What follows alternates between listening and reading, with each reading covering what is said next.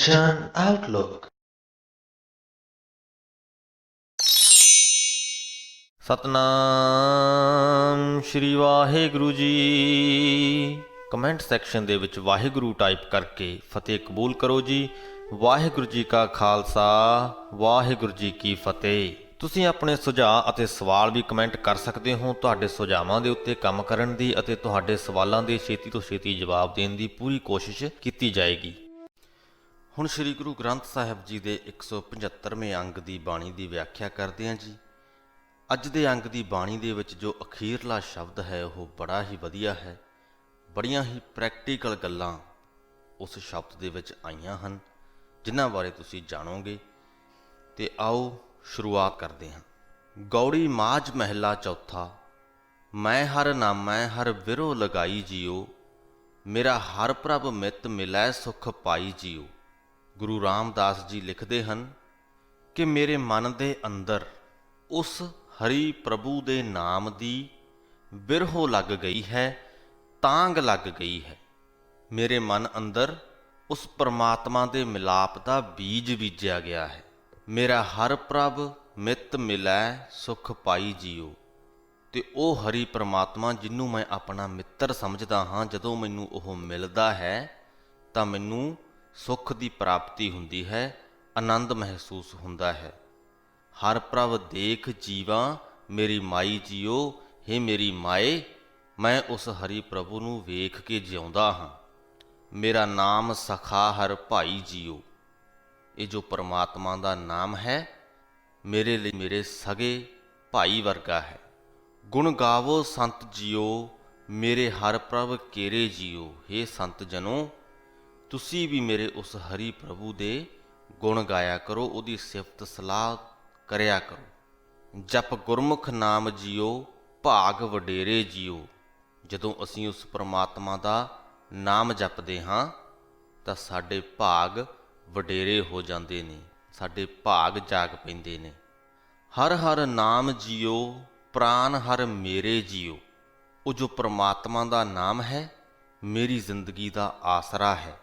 ਫਿਰ ਬੌੜ ਨਾ ਭਵਜਲ ਫੇਰੇ ਜੀਓ। ਤੇ ਜਦੋਂ ਮੈਂ ਪਰਮਾਤਮਾ ਦਾ ਨਾਮ ਜਪਦਾ ਹਾਂ ਜਾਂ ਜਦੋਂ ਕੋਈ ਵੀ ਮਨੁੱਖ ਉਸ ਪਰਮਾਤਮਾ ਦਾ ਨਾਮ ਜਪਦਾ ਹੈ ਤਾਂ ਉਹਦੇ ਫਿਰ ਮੁੜ ਕੇ ਸੰਸਾਰ ਸਮੁੰਦਰ ਦੇ ਗੇੜੇ ਨਹੀਂ ਲੱਗਦੇ। ਉਹ ਸੰਸਾਰ ਸਮੁੰਦਰ, ਇਹ ਜੋ ਭਵਜਲ ਹੈ, ਇਹਦੀਆਂ ਲਹਿਰਾਂ ਦੇ ਵਿੱਚ ਫਸਿਆ ਨਹੀਂ ਰਹਿੰਦਾ, ਇਹਨਾਂ ਤੋਂ ਉੱਪਰ ਉੱਠ ਜਾਂਦਾ ਹੈ। ਪਰਮਾਤਮਾ ਦਾ ਨਾਮ ਉਹਦੇ ਲਈ ਕਿਸ਼ਤੀ ਬਣ ਜਾਂਦਾ ਹੈ, ਇਹਨਾਂ ਲਹਿਰਾਂ ਦੇ ਉੱਪਰ ਉਹਨੂੰ ਤਰਾਉਣ ਦੇ ਲਈ। ਇਹ ਸੰਸਾਰ ਸਮੁੰਦਰ ਕੀ ਹੈ, ਇਸ ਵੀਡੀਓ ਦਾ ਲਿੰਕ ਤੁਹਾਨੂੰ ਡਿਸਕ੍ਰਿਪਸ਼ਨ ਦੇ ਵਿੱਚ ਮਿਲ ਜਾਏਗਾ, ਤੁਸੀਂ ਵੇਖ ਸਕਦੇ ਹੋ। ਮੈਨੂੰ ਉਮੀਦ ਹੈ ਤੁਸੀਂ ਵੇਖ ਰੱਖੀ ਹੋਣੀ ਹੈ, ਫਿਰ ਵੀ ਸੋਚਿਆ ਕਿ ਯਾਦ ਕਰਵਾ ਦਈਏ, ਕਿਉਂਕਿ ਸਾਡੇ ਧਰਮ ਦੇ ਵਿੱਚ, ਸਿੱਖ ਧਰਮ ਦੇ ਵਿੱਚ, ਸੰਸਾਰ ਸਮੁੰਦਰ ਇੱਕ ਬਹੁਤ ਵੱਡਾ ਕਨਸੈਪਟ ਹੈ, ਤਾਂ ਉਹਦੇ ਬਾਰੇ ਜਾਣਨਾ ਸਾਡੇ ਲਈ ਬਹੁਤ ਜ਼ਰੂਰੀ ਹੈ। ਅੱਗੇ ਵੱਧਦੇ ਹਾਂ। ਕਿਉ ਹਰ ਪ੍ਰਭ ਵੇਖਾ, ਮੇਰਾ ਮਨ ਤਨ ਚਾਓ ਜੀਓ। ਕਿਉ ਤੋਂ ਭਾਵ ਕਿਉਂ ਨਹੀਂ, ਬਲਕਿ ਕਦੋਂ ਹੈ। ਕਹਿੰਦੇ ਮੈਂ ਉਸ ਹਰ ਪ੍ਰਭ ਨੂੰ ਕਦੋਂ ਵੇਖਾਂਗਾ, ਕਦੋਂ ਮੈਨੂੰ ਉਹਦੇ ਦਰਸ਼ਨ ਹੋਣਗੇ। ਮੇਰੇ ਮਨ ਦੇ ਵਿੱਚ ਇਹ ਚਾਅ ਹੈ, ਉਸ ਪਰਮਾਤਮਾ ਨੂੰ ਵੇਖਣ ਦਾ, ਮਿਲਣ ਦਾ ਚਾਅ ਹੈ। ਹਰ ਮੇਲੋ ਸੰਤ ਜੀਓ, ਮਨ ਲੱਗਾ ਭਾਉ ਜੀਓ। ਮੇਰੇ ਮਨ ਦੇ ਵਿੱਚ ਉਸ ਪਰਮਾਤਮਾ ਦੇ ਪ੍ਰਤੀ ਭਾਉ ਜਾਗਿਆ ਹੋਇਆ ਹੈ, ਪਿਆਰ ਜਾਗਿਆ ਹੋਇਆ ਹੈ। ਹੇ ਸੰਤ ਜਨੋ, ਮੈਨੂੰ ਉਸ ਪਰਮਾਤਮਾ ਦੇ ਨਾਲ ਮਿਲਾ ਦਿਓ। ਗੁਰ ਸ਼ਬਦੀ ਪਾਈਐ, ਹਰ ਪ੍ਰੀਤਮ ਰਾਓ ਜੀਓ। ਤੇ ਇਸ ਪੰਕਤੀ ਦੇ ਵਿੱਚ ਕਿਤੇ ਨਾ ਕਿਤੇ ਸਾਨੂੰ ਇਸ ਗੱਲ ਦਾ ਜੋ ਹੈ ਹੱਲ ਵੀ ਦੇ ਰਹੇ ਨੇ। ਗੁਰੂ ਜੀ ਕਹਿੰਦੇ ਗੁਰ ਸ਼ਬਦੀ ਪਾਈਐ, ਹਰ ਪ੍ਰੀਤਮ ਰਾਓ ਜੀਓ। ਇਹ ਜੋ ਪ੍ਰੀਤਮ ਰਾਓ ਹੈ, ਪਰਮਾਤਮਾ ਹੈ, ਉਹ ਗੁਰੂ ਦੇ ਸ਼ਬਦਾਂ ਰਾਹੀਂ ਪਾਇਆ ਜਾ ਸਕਦਾ ਹੈ। ਵਡਭਾਗੀ ਜਪ ਨਾਉ ਜੀਓ। ਵੱਡੇ ਭਾਗਾਂ ਵਾਲੇ ਮਨੁੱਖ ਹੁੰਦੇ ਨੇ ਜਿਹੜੇ ਉਸ ਪਰਮਾਤਮਾ ਦਾ ਨਾਮ ਜਪਦੇ ਨੇ। ਮੇਰਾ ਮਨ ਤਨ ਵੱਡੜੀ ਗੋਬਿੰਦ ਪ੍ਰਭ ਆਸਾ ਜੀਓ। ਹੇ ਸੰਤ ਜਨੋ, ਮੇਰੇ ਮਨ ਤੇ ਤਨ ਦੇ ਵਿੱਚ ਉਸ ਗੋਬਿੰਦ ਪ੍ਰਭੂ ਨੂੰ ਮਿਲਣ ਦੀ ਬੜੀ ਵੱਡੀ ਆਸ ਪੈਦਾ ਹੋਈ ਹੈ। ਹਰ ਮੇਲੋ ਸੰਤ ਜੀਓ, ਗੋਬਿੰਦ ਪ੍ਰਭ ਪਾਸਾ ਜੀਓ। ਹੇ ਸੰਤ ਜਨੋ, ਮੈਨੂੰ ਉਹ ਗੋਬਿੰਦ ਪ੍ਰਭੂ ਮਿਲਾ ਦਿਓ ਜਿਹੜਾ ਮੇਰੇ ਅੰਦਰ ਹੀ ਵਸਦਾ ਹੈ। ਪ੍ਰਭ ਪਾਸਾ ਜੀਓ, ਉਹ ਪ੍ਰਮਾਤਮਾ ਮੇਰੇ ਅੰਦਰ ਹੀ ਵਸਦਾ ਹੈ। ਬਸ ਤੁਸੀਂ ਮੈਨੂੰ ਮੇਰੇ ਅੰਦਰੋਂ ਹੀ ਉਸ ਪ੍ਰਮਾਤਮਾ ਦੇ ਦਰਸ਼ਨ ਕਰਵਾ ਦਿਓ। ਕਿਤੇ ਬਾਹਰ ਜਾਣ ਦੀ ਗੱਲ ਗੁਰੂ ਜੀ ਨਹੀਂ ਕਰਦੇ ਪਏ, ਕਿਤੇ ਦੂਰ ਦਰਾਡੀਆਂ ਥਾਵਾਂ 'ਤੇ ਜਾ ਕੇ ਪ੍ਰਮਾਤਮਾ ਨੂੰ ਲੱਭਣ ਦੀ ਗੱਲ ਨਹੀਂ ਕਰਦੇ ਪਏ। ਸੰਤ ਜਨਾਂ ਦੇ ਅੱਗੇ ਅਰਦਾਸ ਕਰਦੇ ਨੇ, ਬੇਨਤੀ ਕਰਦੇ ਨੇ ਕਿ ਮੇਰੇ ਅੰਦਰੋਂ ਹੀ ਮੈਨੂੰ ਉਸ ਪ੍ਰਮਾਤਮਾ ਦੇ ਦਰਸ਼ਨ ਕਰਵਾ ਦਿਓ, ਕਿਉਂਕਿ ਉਹ ਪ੍ਰਮਾਤਮਾ ਸਾਡੇ ਅੰਦਰ ਹੀ ਵਸਦਾ ਹੈ। ਕਿਤੇ ਦੂਰ ਜਾਣ ਦੀ ਸਾਨੂੰ ਲੋੜ ਨਹੀਂ ਹੁੰਦੀ। ਸਤਿਗੁਰ ਮਤ ਨਾਮ ਸਦਾ ਪ੍ਰਗਾਸਾ ਜੀਓ, ਜਨ ਨਾਨਕ ਪੂਰੇ ਅੜੀ ਮਨ ਅਸਾ ਜੀਓ।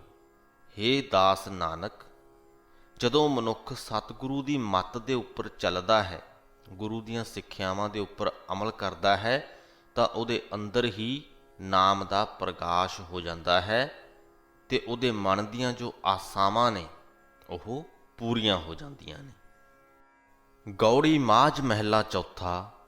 ਮੇਰਾ ਵਿਰਹੀ ਨਾਮ ਮਿਲੈ ਤਾਂ ਜੀਵਾ ਜੀਓ, ਮਨ ਅੰਦਰ ਅੰਮ੍ਰਿਤ ਗੁਰਮਤਿ ਹਰ ਲੀਵਾ ਜੀਓ।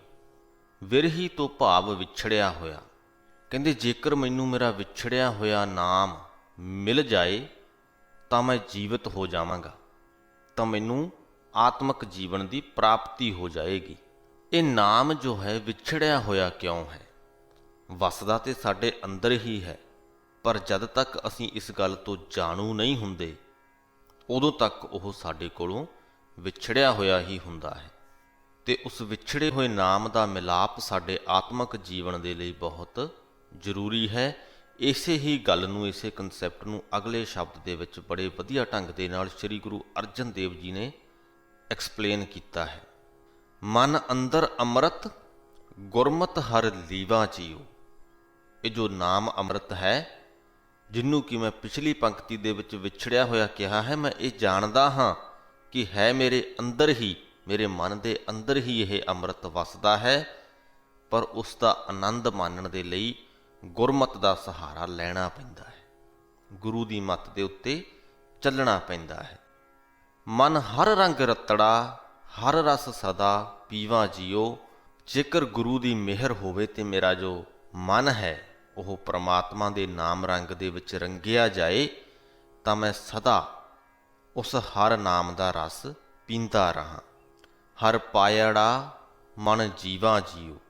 ਗੁਰੂ ਦੀ ਪ੍ਰਾਪਤੀ ਦੇ ਨਾਲ, ਗੁਰੂ ਦੀ ਕਿਰਪਾ ਦੇ ਨਾਲ ਉਸ ਪ੍ਰਮਾਤਮਾ ਦੀ ਜਦੋਂ ਪ੍ਰਾਪਤੀ ਹੁੰਦੀ ਹੈ, ਹਰ ਪਾਇੜਾ, ਜਦੋਂ ਹਰ ਨੂੰ ਪਾਇਆ ਜਾਂਦਾ ਹੈ, ਤਾਂ ਮਨ ਜੀਵਾ ਜੀਓ, ਤਾਂ ਮੇਰਾ ਜੋ ਮਨ ਹੈ ਉਹ ਜਿਉਂ ਉੱਠਦਾ ਹੈ। ਮੇਰਾ ਮਨ ਤਨ ਪ੍ਰੇਮ ਲੱਗਾ ਹਰ ਬਾਣ ਜੀਓ। ਮੇਰੇ ਮਨ ਦੇ ਅੰਦਰ ਤੇ ਤਨ ਦੇ ਅੰਦਰ ਉਸ ਪ੍ਰਮਾਤਮਾ ਦੇ, ਉਸ ਹਰੀ ਦੇ ਪ੍ਰੇਮ ਦਾ ਤੀਰ ਵੱਜਾ ਹੈ। ਮੇਰਾ ਪ੍ਰੀਤਮ ਮਿੱਤਰ ਹਰ ਪੁਰਖ ਸਜਾਣ ਜੀਓ। ਤੇ ਮੈਨੂੰ ਇਸ ਗੱਲ ਦਾ ਅਹਿਸਾਸ ਹੋ ਗਿਆ ਹੈ ਕਿ ਉਹ ਹਰੀ ਪੁਰਖ, ਉਹ ਸੁਜਾਨ ਹਰੀ ਪੁਰਖ ਹੀ ਮੇਰਾ ਪ੍ਰੀਤਮ ਹੈ ਤੇ ਉਹੀ ਮੇਰਾ ਮਿੱਤਰ ਹੈ। ਗੁਰ ਮੇਲੇ ਸੰਤ ਹਰ ਸੁਗੜ ਸੁਜਾਨ ਜੀਓ, ਹਉ ਨਾਮ ਵਿਟੋ ਕੁਰਬਾਨ ਜੀਓ। ਉਸ ਸੁਗੜ ਸੁਜਾਨ ਹਰੀ ਦੇ ਨਾਲ ਮਿਲਾਪ ਗੁਰੂ ਹੀ ਕਰਵਾ ਸਕਦਾ ਹੈ। ਗੁਰ ਮੇਲੇ ਹਰ ਸੰਤ ਸੁਗੜ ਸੁਜਾਨ ਜੀਓ, ਹਉ ਨਾਮ ਵਿਟੋ ਕੁਰਬਾਨ ਜੀਓ, ਭਾਵ ਕਿ ਮੈਂ ਉਸ ਪ੍ਰਮਾਤਮਾ ਦੇ ਨਾਮ ਤੋਂ ਸਦਾ ਕੁਰਬਾਨ ਜਾਂਦਾ ਹਾਂ। ਹਉ ਹਰ ਹਰ ਸੱਜਣ ਹਰ ਮੀਤ ਦਸਾਈ ਜੀਓ। ਹੇ ਸੰਤ ਜਨੋ, ਮੈਂ ਤੁਹਾਡੇ ਪਾਸੋਂ ਉਸ ਹਰੀ ਸੱਜਣ ਹਰੀ ਮਿੱਤਰ ਦਾ ਪਤਾ ਪੁੱਛਦਾ ਹਾਂ। ਹਰ ਦੱਸੋ ਸੰਤੋ ਜੀ, ਹਰ ਖੋਜ ਪਵਾਈ ਜੀਓ। ਕਿਰਪਾ ਕਰੋ ਮੈਨੂੰ ਉਸ ਸੱਜਣ ਦਾ ਪਤਾ ਦੱਸ ਦਿਓ। ਮੇਰੇ ਮਨ ਦੇ ਅੰਦਰ ਉਹਨੂੰ ਲੱਭਣ ਦੀ ਬੜੀ ਖੋਜ ਪਈ ਹੋਈ ਹੈ। ਸਤਿਗੁਰੂ ਤੁਠੜਾ ਦੱਸੇ ਹਰ ਪਾਈ ਜੀਓ। ਤੁਠੜਾ ਤੋਂ ਭਾਵ ਖੁਸ਼ ਹੋ ਜਾਣਾ। ਜੇਕਰ ਸਤਿਗੁਰੂ ਮੇਰੇ ਤੋਂ ਖੁਸ਼ ਹੋ ਜਾਵੇ ਤੇ ਉਹ ਮੈਨੂੰ ਉਸ ਪਰਮਾਤਮਾ ਦਾ ਪਤਾ ਦੱਸ ਦੇਵੇਗਾ। ਹਰ ਨਾਮੇ ਨਾਮ ਸਮਾਈ ਜੀਓ। ਤੇ ਜਦੋਂ ਮੈਨੂੰ ਉਸ ਪਰਮਾਤਮਾ ਦਾ ਪਤਾ ਮਿਲ ਗਿਆ ਤਾਂ ਉਸ ਦੀ ਪ੍ਰਾਪਤੀ ਕਰਕੇ ਮੈਂ ਉਹਦੇ ਨਾਮ ਦੇ ਵਿੱਚ ਸਦਾ ਸਮਾਇਆ ਰਹਾਂਗਾ। ਮੈਂ ਵੇਦਨ ਪ੍ਰੇਮ ਹਰ ਵਿਰੋ ਲਗਾਈ ਜੀਓ। ਗੁਰ ਸ਼ਰਧਾ ਪੂਰ ਅੰਮ੍ਰਿਤ ਮੁਖ ਪਾਈ ਜੀਓ। ਪਹਿਲੀ ਜੋ ਪੰਕਤੀ ਹੈ, ਮੈਂ ਵੇਦਨ ਪ੍ਰੇਮ ਹਰ ਵਿਰੋ ਲਗਾਈ ਜੀਓ, ਇਸ ਪੰਕਤੀ ਦੇ ਰਾਹੀਂ ਗੁਰੂ ਜੀ ਆਪਣੇ ਦਿਲ ਦਾ ਹਾਲ ਬਿਆਨ ਕਰ ਰਹੇ ਨੇ। ਕਹਿੰਦੇ ਮੇਰੇ ਅੰਦਰ ਉਸ ਪਰਮਾਤਮਾ ਦੇ ਵਿਛੋੜੇ ਦਾ ਦਰਦ ਹੈ, ਉਸ ਪਰਮਾਤਮਾ ਦੇ ਪ੍ਰਤੀ ਪ੍ਰੇਮ ਵੀ ਹੈ ਤੇ ਉਹਨੂੰ ਮਿਲਣ ਦੀ ਸਿੱਕ ਵੀ ਮੇਰੇ ਮਨ ਦੇ ਅੰਦਰ ਲੱਗੀ ਹੋਈ ਹੈ, ਵਿਰਹੋਂ ਲੱਗੀ ਹੋਈ ਹੈ। ਜੇ ਗੁਰੂ ਕਿਰਪਾ ਕਰੇ, ਗੁਰ ਸ਼ਰਧਾ ਪੂਰ ਅੰਮ੍ਰਿਤ ਮੁਖ ਪਾਈ ਜੀਓ, ਗੁਰੂ ਕਿਰਪਾ ਕਰੇ ਤਾਂ ਮੈਂ ਉਸ ਪਰਮਾਤਮਾ ਦੇ ਨਾਮ ਅੰਮ੍ਰਿਤ ਦਾ ਆਨੰਦ ਮਾਣ ਸਕਦਾ ਹਾਂ। ਹਰ ਹੋੋ ਦਇਆਲ ਹਰ ਨਾਮ ਧਿਆਈ ਜੀਓ, ਹੇ ਪਰਮਾਤਮਾ ਮੇਰੇ ਉੱਤੇ ਦਇਆਲ ਹੋ, ਮੇਰੇ ਉੱਤੇ ਕਿਰਪਾ ਕਰ ਤਾਂ ਕਿ ਮੈਂ ਤੇਰਾ ਨਾਮ ਧਿਆ ਸਕਾਂ।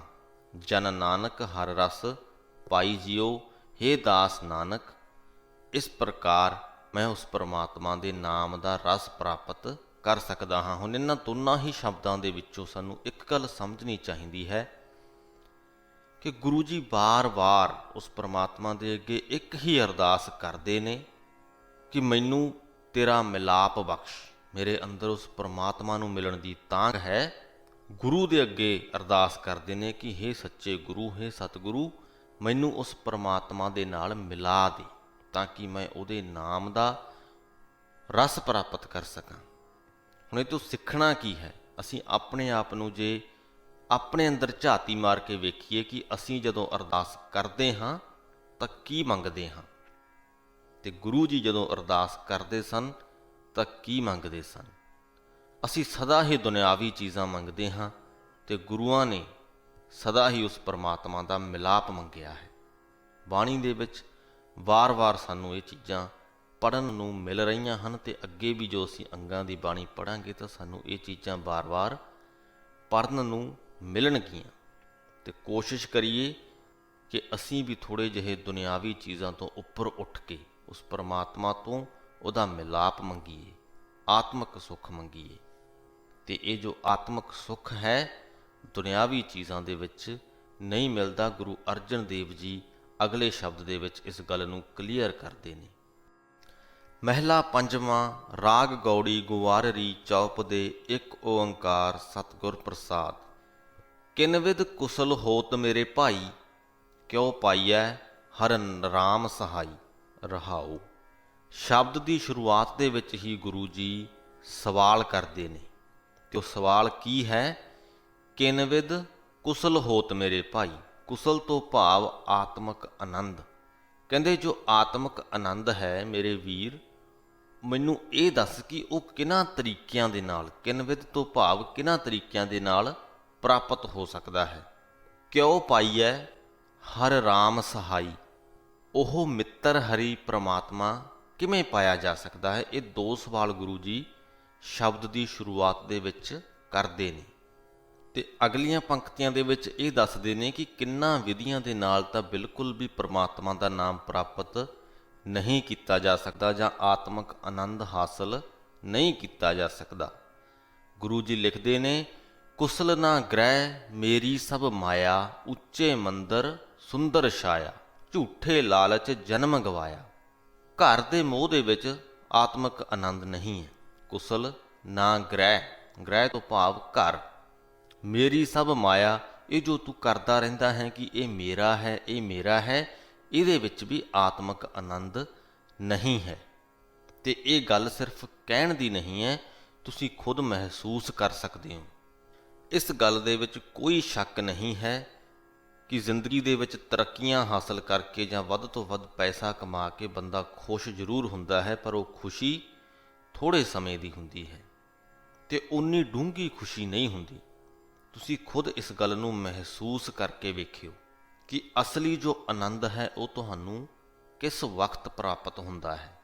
ਉਹ ਆਨੰਦ, ਉਹ ਅਵਸਥਾ ਜਦੋਂ ਤੁਸੀਂ ਬਾਕੀ ਸਾਰਾ ਕੁਝ ਭੁੱਲ ਜਾਂਦੇ ਹੋ। ਤੁਹਾਡਾ ਮਨ ਬੜੀ ਹੀ ਸ਼ਾਂਤ ਤੇ ਸਥਿਰ ਅਵਸਥਾ ਦੇ ਵਿੱਚ ਹੁੰਦਾ ਹੈ। ਅਜਿਹੀ ਅਵਸਥਾ ਕਿਸ ਵਕਤ ਤੁਸੀਂ ਮਹਿਸੂਸ ਕਰਦੇ ਹੋ, ਜੇ ਕਦੇ ਕਰਦੇ ਹੋ ਤਾਂ। ਤੇ ਮੈਨੂੰ ਯਕੀਨ ਹੈ ਕਿ ਮਾਇਆ ਵਾਲੀ ਜੋ ਗੱਲ ਹੈ ਉਹਦੇ ਵਿੱਚ ਤੇ ਇਹ ਅਵਸਥਾ ਹਾਸਲ ਕਦੇ ਵੀ ਨਹੀਂ ਹੁੰਦੀ। ਜੇ ਅਸੀਂ ਮਾਇਆ ਦੀ ਪ੍ਰਾਪਤੀ ਵੀ ਕਰਦੇ ਹਾਂ, ਜ਼ਿੰਦਗੀ ਦੇ ਵਿੱਚ ਕੋਈ ਤਰੱਕੀ ਵੀ ਕਰਦੇ ਹਾਂ, ਸਾਡੇ ਮਨ ਦੇ ਵਿੱਚ ਹੋਰ ਅੱਗੇ ਤਰੱਕੀ ਕਿਵੇਂ ਕੀਤੀ ਜਾਵੇ, ਇਹ ਖਿਆਲ ਨਾਲ ਦੀ ਨਾਲ ਹੀ ਉਤਪੰਨ ਹੋਣੇ ਸ਼ੁਰੂ ਹੋ ਜਾਂਦੇ ਨੇ। ਜਾਂ ਫਿਰ ਉਸ ਤਰੱਕੀ ਨੂੰ ਕਿਵੇਂ ਮਾਣਿਆ ਜਾਵੇ, ਇਸ ਪ੍ਰਕਾਰ ਦੇ ਖਿਆਲ ਸਾਡੇ ਅੰਦਰ ਆਉਣੇ ਸ਼ੁਰੂ ਹੋ ਜਾਂਦੇ ਨੇ। ਤਾਂ ਉਸ ਹਾਲਤ ਨੂੰ, ਉਸ ਅਵਸਥਾ ਨੂੰ ਅਸੀਂ ਆਤਮਿਕ ਆਨੰਦ ਵਾਲੀ ਅਵਸਥਾ ਨਹੀਂ ਕਹਿ ਸਕਦੇ। ਇਸੇ ਲਈ ਗੁਰੂ ਜੀ ਕਹਿੰਦੇ ਹਨ ਕਿ ਕੁਸਲ ਨਾ ਗ੍ਰਹਿ ਮੇਰੀ ਸਭ ਮਾਇਆ, ਉੱਚੇ ਮੰਦਰ ਸੁੰਦਰ ਛਾਇਆ, ਝੂਠੇ ਲਾਲਚ ਜਨਮ ਗਵਾਇਆ। ਸੋਹਣੇ ਉੱਚੇ ਮਹਿਲ ਮਾੜੀਆਂ ਤੇ ਸੁੰਦਰ ਬਾਗਾਂ ਦੀ ਛਾਂ ਜਿਹੜੀ ਮੰਨਣੀ ਹੈ, ਉਹਦੇ ਵਿੱਚ ਵੀ ਆਤਮਿਕ ਆਨੰਦ ਨਹੀਂ ਹੈ। ਇਹ ਸਾਰੇ ਝੂਠੇ ਲਾਲਚ ਨੇ ਜਿਨ੍ਹਾਂ ਦੇ ਵਿੱਚ ਮਨੁੱਖ ਆਪਣਾ ਜਨਮ ਗਵਾ ਲੈਂਦਾ ਹੈ। ਹਸਤੀ ਘੋੜੇ ਦੇਖ ਵਿਗਾਸਾ, ਲਸਕਰ ਜੋੜੇ ਨੇਬ ਖਵਾਸਾ, ਗਲ ਜੇਵੜੀ ਹਉਮੈ ਕੇ ਫਾਸਾ। ਹਾਥੀ ਘੋੜਿਆਂ ਨੂੰ ਵੇਖ ਕੇ ਖੁਸ਼ ਹੁੰਦਾ ਹੈ। ਜਿਨ੍ਹਾਂ ਸਮਿਆਂ ਦੇ ਵਿੱਚ ਇਹ ਬਾਣੀ ਲਿਖੀ ਗਈ ਹੈ, ਉਹਨਾਂ ਸਮਿਆਂ ਦੇ ਵਿੱਚ ਹਾਥੀ ਘੋੜੇ ਜੋ ਸਨ, ਆਵਾਜਾਈ ਦੇ ਸਾਧਨ ਸਨ। ਤੇ ਅੱਜ ਦੇ ਸਮੇਂ ਦੀ ਜੇਕਰ ਅਸੀਂ ਗੱਲ ਕਰੀਏ ਤਾਂ ਹਾਥੀ ਘੋੜਿਆਂ ਦੀ ਜੋ ਥਾਂ ਹੈ ਉਹ ਮੋਟਰਸਾਈਕਲਾਂ ਜਾਂ ਕਾਰਾਂ ਨੇ ਲੈ ਲਈ ਹੈ। ਉਹਨਾਂ ਸਮਿਆਂ ਦੇ ਵਿੱਚ ਮਨੁੱਖ ਹਾਥੀ ਘੋੜੇ ਵੇਖ ਕੇ ਖੁਸ਼ ਹੁੰਦਾ ਸੀ ਤੇ ਇਹਨਾਂ ਸਮਿਆਂ ਦੇ ਵਿੱਚ ਕਾਰਾਂ ਕੋਠੀਆਂ ਵੇਖ ਕੇ ਖੁਸ਼ ਹੁੰਦਾ ਹੈ। ਪਰ ਜੋ ਮਾਨਸਿਕ ਅਵਸਥਾ ਹੈ ਉਹ ਬਿਲਕੁਲ ਉਹੀ ਹੈ। ਹਸਤੀ ਘੋੜੇ ਦੇਖ ਵਿਗਾਸਾ, ਲਸਕਰ ਜੋੜੇ ਨੇਬ ਖਵਾਸਾ। ਲਸ਼ਕਰ ਤੋਂ ਭਾਵ ਫੌਜਾਂ, ਨੇਬ ਤੋਂ ਭਾਵ ਨਾਇਬ ਸਲਾਹਕਾਰ, ਤੇ ਖਵਾਸਾ ਤੋਂ ਭਾਵ ਨੌਕਰ। ਜੋ ਮਨੁੱਖ ਹੈ ਉਹ ਫੌਜਾਂ ਇਕੱਠੀਆਂ ਕਰ ਰਿਹਾ ਹੈ, ਸਲਾਹਕਾਰ ਰੱਖੇ ਨੇ, ਘਰ ਦੇ ਵਿੱਚ ਨੌਕਰ ਰੱਖੇ ਨੇ। ਤੇ ਇਹ ਸਾਰਾ ਕੁਝ ਜੋ ਹੈ ਹਉਮੈ ਕੇ ਫਾਸਾ, ਇਹ ਹਉਮੈ ਦੀ ਫਾਂਸੀ ਹੈ। ਇਹ ਸਾਰਾ ਕੁਝ ਕਰਕੇ ਹੰਕਾਰ ਦਾ ਰੱਸਾ ਮਨੁੱਖ ਆਪਣੇ ਗਲ ਦੇ ਵਿੱਚ ਪਾਉਂਦਾ ਹੈ। ਰਾਜ ਕਮਾਵੈ ਦਹਿ ਦਿਸ ਸਾਰੀ, ਸਾਰੀਆਂ ਦਸੇ ਦਿਸ਼ਾਵਾਂ ਦੇ ਵਿੱਚ ਆਪਣਾ ਰਾਜ ਸਥਾਪਿਤ ਕਰਨਾ ਚਾਹੁੰਦਾ ਹੈ। ਮਾਣੈ ਰੰਗ ਭੋਗ ਬਹੁ ਨਾਰੀ, ਜਿਉ ਨਰਪਤ ਸੁਪਨੈ ਭਿਖਾਰੀ। ਕਹਿੰਦੇ ਜਦੋਂ ਕੋਈ ਭਿਖਾਰੀ ਰਾਜਾ ਬਣਨ ਦਾ ਸੁਪਨਾ ਵੇਖਦਾ ਹੈ, ਜਿਉ ਨਰਪਤ ਸੁਪਨੈ ਭਿਖਾਰੀ, ਤਾਂ ਉਹ ਕੀ ਸੋਚਦਾ ਹੈ ਕਿ ਰਾਜਾ ਬਣ ਗਿਆ ਤਾਂ ਕੀ ਹੋਏਗਾ। ਉਹ ਇਹ ਸੋਚਦਾ ਹੈ ਰਾਜ ਕਮਾਵੈ ਦਹਿ ਦਿਸ ਸਾਰੀ, ਮਾਣੈ ਰੰਗ ਭੋਗ ਬਹੁ ਨਾਰੀ।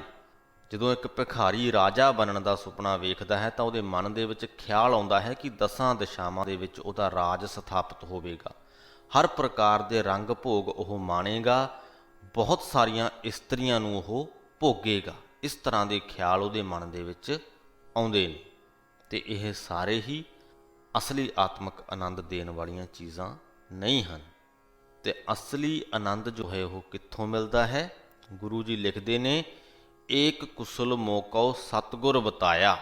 ਕਹਿੰਦੇ ਮੈਨੂੰ ਸੱਚੇ ਗੁਰੂ ਨੇ ਇੱਕ ਤਰੀਕਾ ਦੱਸਿਆ ਹੈ ਜਿਹਦੇ ਨਾਲ ਕਿ ਆਤਮਿਕ ਆਨੰਦ ਪ੍ਰਾਪਤ ਕੀਤਾ ਜਾ ਸਕਦਾ ਹੈ। ਹਰ ਜੋ ਕਿਛ ਕਰੇ ਸੋ ਹਰ ਕਿਆ ਭਗਤਾਂ ਪਾਇਆ। ਪ੍ਰਮਾਤਮਾ ਜੋ ਕੁਝ ਵੀ ਕਰਦਾ ਹੈ ਉਹਦੇ ਭਗਤਾਂ ਨੂੰ ਉਹ ਸਭ ਕੁਝ ਚੰਗਾ ਲੱਗਦਾ ਹੈ, ਭਾਉਂਦਾ ਹੈ। ਇਹ ਨਿਚੋੜ ਹੈ, ਇਹ ਜੋ ਪੰਕਤੀ ਹੈ, ਪ੍ਰਮਾਤਮਾ ਦੀ ਰਜ਼ਾ ਦੇ ਵਿੱਚ ਰਾਜ਼ੀ ਰਹਿਣਾ। ਇਸ ਪ੍ਰਕਾਰ ਤੁਸੀਂ ਆਤਮਿਕ ਆਨੰਦ ਹਾਸਲ ਕਰਦੇ ਹੋ। ਹਾਥੀ ਘੋੜਿਆਂ ਦੇ ਵਿੱਚ, ਕਾਰਾਂ ਕੋਠੀਆਂ ਦੇ ਵਿੱਚ, ਨੌਕਰਾਂ ਚਾਕਰਾਂ ਦੇ ਵਿੱਚ, ਬਹੁ ਪ੍ਰਕਾਰ ਦੇ ਰੰਗ ਭੋਗਣ ਦੇ ਵਿੱਚ ਉਹ ਆਤਮਿਕ ਆਨੰਦ ਪ੍ਰਾਪਤ ਨਹੀਂ ਹੁੰਦਾ। ਉਹ ਆਤਮਿਕ ਆਨੰਦ ਇੱਕ ਪਲ ਦੇ ਵਿੱਚ ਲੁੱਟਿਆ ਜਾਂਦਾ ਹੈ ਜਦੋਂ ਤੁਹਾਨੂੰ ਉਹ ਰੰਗ ਨਹੀਂ ਮਿਲਦੇ, ਉਹ ਭੋਗ ਨਹੀਂ ਮਿਲਦੇ, ਤਾਂ ਇੱਕ ਪਲ ਦੇ ਵਿੱਚ ਹੀ ਤੁਸੀਂ ਵਿਚਲਿਤ ਹੋ ਜਾਂਦੇ ਹੋ। ਇਸੇ ਲਈ ਹੀ ਉਹ ਆਤਮਿਕ ਆਨੰਦ ਸਥਾਈ ਨਹੀਂ ਹੈ। ਪਰ ਜਿਹੜੇ ਮਨੁੱਖ ਨੇ ਉਸ ਪਰਮਾਤਮਾ ਦੀ ਰਜ਼ਾ ਦੇ ਵਿੱਚ ਰਾਜ਼ੀ ਰਹਿਣਾ ਸਿੱਖ ਲਿਆ, ਉਹ ਅਸਲੀ ਆਨੰਦ ਦੀ ਪ੍ਰਾਪਤੀ ਕਰਦਾ ਹੈ। ਉਹਨੂੰ ਫਿਰ ਫਰਕ ਨਹੀਂ ਪੈਂਦਾ ਜ਼ਿੰਦਗੀ ਦੇ ਵਿੱਚ ਕਿਸ ਪ੍ਰਕਾਰ ਦਾ ਸਮਾਂ ਚੱਲ ਰਿਹਾ ਹੈ। ਜੇਕਰ ਉਹਦੇ ਕੋਲ ਕੁਝ ਖੁਸ਼ੀਆਂ ਆ ਰਹੀਆਂ ਨੇ ਉਹਨਾਂ ਨੂੰ ਵੀ ਉਹ ਪਰਮਾਤਮਾ ਦੀ ਨਿਆਮਤ ਸਮਝਦਾ ਹੈ, ਤੇ ਜੇਕਰ ਕੋਈ ਦੁੱਖ ਆ ਰਹੇ ਨੇ ਤੇ ਉਹਨਾਂ ਨੂੰ ਵੀ ਉਹ ਪਰਮਾਤਮਾ ਦੀ ਨਿਆਮਤ ਹੀ ਸਮਝਦਾ ਹੈ। ਦੁਖੀ ਨਹੀਂ ਹੁੰਦਾ, ਨਾ ਹੀ ਬਹੁਤਾ ਖੁਸ਼ ਹੁੰਦਾ ਹੈ। ਇੱਕ ਸਥਿਰ ਜਿਹੀ ਅਵਸਥਾ ਹਾਸਲ ਕਰ ਲੈਂਦਾ ਹੈ। ਇਹੀ ਸਾਡਾ ਸਭ ਦਾ ਮਨੋਰਥ ਹੈ। ਇਸ ਗੱਲ ਦੇ ਵਿੱਚ ਕੋਈ ਸ਼ੱਕ ਨਹੀਂ ਕਿ ਅਸੀਂ ਖੁਸ਼ ਹੋਣਾ ਚਾਹੁੰਦੇ ਹਾਂ, ਪਰ ਦੁਖੀ ਹੋਣ ਤੋਂ ਡਰਦੇ ਵੀ ਹਾਂ। ਤੇ ਇਹਦਾ ਹੱਲ ਇਹੀ ਹੈ ਕਿ ਸਥਿਰ ਅਵਸਥਾ ਦੇ ਵਿੱਚ ਰਹਿਣਾ ਸਿੱਖ ਲਈਏ, ਕਿਉਂਕਿ ਜਦ ਤੱਕ ਅਸੀਂ ਖੁਸ਼ ਹੋਣ ਦੀ ਤਾਂਘ ਨਹੀਂ ਛੱਡਦੇ ਉਦੋਂ ਤੱਕ ਦੁਖੀ ਹੋਣ ਤੋਂ ਵੀ ਨਹੀਂ ਬਚ ਸਕਦੇ। ਸਥਿਰਤਾ ਹੀ ਇੱਕੋ ਇੱਕ ਹੱਲ ਹੈ। ਉਸ ਪ੍ਰਮਾਤਮਾ ਦੀ ਰਜ਼ਾ ਦੇ ਵਿੱਚ ਰਾਜ਼ੀ ਰਹਿਣਾ, ਇਹ ਸਾਨੂੰ ਸਥਿਰਤਾ ਪ੍ਰਦਾਨ ਕਰਦਾ ਹੈ। ਜਨ ਨਾਨਕ ਹਉਮੈ ਮਾਰ ਸਮਾਇਆ, ਤੇ ਇਸ ਪ੍ਰਕਾਰ ਜੋ ਸਾਡੀ ਹਉਮੈ ਹੈ ਉਹ ਖਤਮ ਹੋ ਜਾਂਦੀ ਹੈ। ਆਖਰੀ ਪੰਕਤੀਆਂ ਹਨ, ਇਨ ਵਿਦ ਕੁਸਲ ਹੋਤ ਮੇਰੇ ਭਾਈ, ਇਉਂ ਪਾਈਐ ਹਰ ਰਾਮ ਸਹਾਈ। ਰਹਾਓ ਦੂਜਾ, ਕਹਿੰਦੇ ਇਹ ਮੇਰੇ ਭਾਈ, ਜੋ ਪਹਿਲੀ ਪੰਕਤੀ ਦੇ ਵਿੱਚ ਮੈਂ ਸਵਾਲ ਕੀਤਾ ਸੀ ਕਿ ਕਿਹਨਾਂ ਵਿਧੀਆਂ ਦੇ ਨਾਲ ਆਤਮਿਕ ਆਨੰਦ ਹਾਸਲ ਹੋ ਸਕਦਾ ਹੈ, ਕਿਹਨਾਂ ਵਿਧੀਆਂ ਦੇ ਨਾਲ ਹਰੀ ਪ੍ਰਮਾਤਮਾ ਦਾ ਮਿਲਾਪ ਹੋ ਸਕਦਾ ਹੈ, ਉਹਦਾ ਉੱਤਰ ਮੈਂ ਦੇ ਦਿੱਤਾ ਹੈ। ਇਹਨਾਂ ਵਿਧੀਆਂ ਦੇ ਨਾਲ ਆਤਮਿਕ ਆਨੰਦ ਹਾਸਲ ਹੁੰਦਾ ਹੈ ਤੇ ਇਹਨਾਂ ਵਿਧੀਆਂ ਦੇ ਨਾਲ ਪ੍ਰਮਾਤਮਾ ਦਾ ਨਾਮ ਜੋ ਹੈ ਹਾਸਲ ਕੀਤਾ ਜਾਂਦਾ ਹੈ। ਕਿਹੜੀ ਵਿਧੀ ਹੈ, ਇੱਕ ਵਾਰ ਫਿਰ ਤੋਂ ਦੱਸ ਦਿੰਦੇ ਹਾਂ। ਹਰ ਜੋ ਕਿਛ ਕਰੇ ਸੋ ਹਰ ਕਿਆ ਭਗਤਾ ਪਾਇਆ। ਇਹ ਵਿਧੀ ਹੈ ਕਿ ਪ੍ਰਮਾਤਮਾ ਜੋ ਕਰਦਾ ਹੈ ਉਹਦੇ ਭਗਤਾਂ ਨੂੰ ਚੰਗਾ ਲੱਗਦਾ ਹੈ। ਪ੍ਰਮਾਤਮਾ ਦੀ ਰਜ਼ਾ ਦੇ ਵਿੱਚ ਰਾਜ਼ੀ ਰਹਿਣਾ, ਇਹ ਵਿਧੀ ਹੈ ਜਿਸ ਦੇ ਰਾਹੀਂ ਅਸੀਂ ਆਤਮਿਕ ਆਨੰਦ ਹਾਸਲ ਕਰ ਸਕਦੇ ਹਾਂ। ਸੋ ਇਸ ਦੇ ਨਾਲ ਹੀ ਸ੍ਰੀ ਗੁਰੂ ਗ੍ਰੰਥ ਸਾਹਿਬ ਜੀ ਦੇ 175ਵੇਂ ਅੰਗ ਦੀ ਬਾਣੀ ਦੀ ਵਿਆਖਿਆ ਦੀ ਸਮਾਪਤੀ ਹੁੰਦੀ ਹੈ ਜੀ। ਜਿਸ ਪ੍ਰਕਾਰ ਕਿ ਇਸ ਵੀਡੀਓ ਦੀ ਸ਼ੁਰੂਆਤ ਦੇ ਵਿੱਚ ਮੈਂ ਕਿਹਾ ਸੀ ਕਿ ਇਸ ਅੰਗ ਦੀ ਬਾਣੀ ਦਾ ਜੋ ਅਖੀਰਲਾ ਸ਼ਬਦ ਹੈ ਬੜੀਆਂ ਹੀ ਪ੍ਰੈਕਟੀਕਲ ਗੱਲਾਂ ਕਰਦਾ ਹੈ ਤੇ ਉਹ ਅਸੀਂ ਹੁਣ ਵੇਖ ਲਿਆ ਹੈ। ਗੁਰੂ ਅਰਜਨ ਦੇਵ ਜੀ ਨੇ ਬੜੇ ਹੀ ਵਧੀਆ ਢੰਗ ਦੇ ਨਾਲ ਸਵਾਲ ਕਰਕੇ ਅਗਲੀਆਂ ਪੰਕਤੀਆਂ ਦੇ ਰਾਹੀਂ ਉਸ ਸਵਾਲ ਦਾ ਜਵਾਬ ਦੇ ਕੇ ਸਾਨੂੰ ਗੱਲ ਸਮਝਾਈ ਹੈ ਕਿ ਮਨ ਨੂੰ ਸਥਿਰਤਾ ਕਿਵੇਂ ਪ੍ਰਦਾਨ ਕੀਤੀ ਜਾਵੇ। ਉਮੀਦ ਕਰਦੇ ਹਾਂ ਤੁਹਾਨੂੰ ਵੀ ਇਹ ਗੱਲ ਜ਼ਰੂਰ ਚੰਗੀ ਵੀ ਲੱਗੀ ਹੋਵੇਗੀ ਤੇ ਸਮਝ ਦੇ ਵਿੱਚ ਆ ਗਈ ਹੋਵੇਗੀ। ਪ੍ਰਮਾਤਮਾ ਅੱਗੇ ਅਰਦਾਸ ਕਰਦੇ ਹਾਂ ਕਿ ਸਾਨੂੰ ਸਭ ਨੂੰ ਪ੍ਰਮਾਤਮਾ ਇਸ ਗੱਲ ਦੇ ਉੱਤੇ ਅਮਲ ਕਰਨ ਦਾ ਬਲ ਬਖਸ਼ੇ। ਵੀਡੀਓ ਨੂੰ ਅੱਗੇ ਲੋਕਾਂ ਦੇ ਤੱਕ ਸ਼ੇਅਰ ਕਰ ਦਿਓ ਤਾਂ ਕਿ ਹੋਰ ਲੋਕ ਵੀ ਇਸ ਗੱਲ ਨੂੰ ਸਮਝ ਸਕਣ। ਅੰਤ ਤੱਕ ਵੀਡੀਓ ਨੂੰ ਵੇਖਣ ਸੁਣਨ ਦੇ ਲਈ ਤੁਹਾਡਾ ਬਹੁਤ ਬਹੁਤ ਧੰਨਵਾਦ ਹੈ। ਆਓ ਫਤਿਹ ਦੀ ਸਾਂਝ ਪਾਈਏ। ਵਾਹਿਗੁਰੂ ਜੀ ਕਾ ਖਾਲਸਾ, ਵਾਹਿਗੁਰੂ ਜੀ ਕੀ ਫਤਿਹ।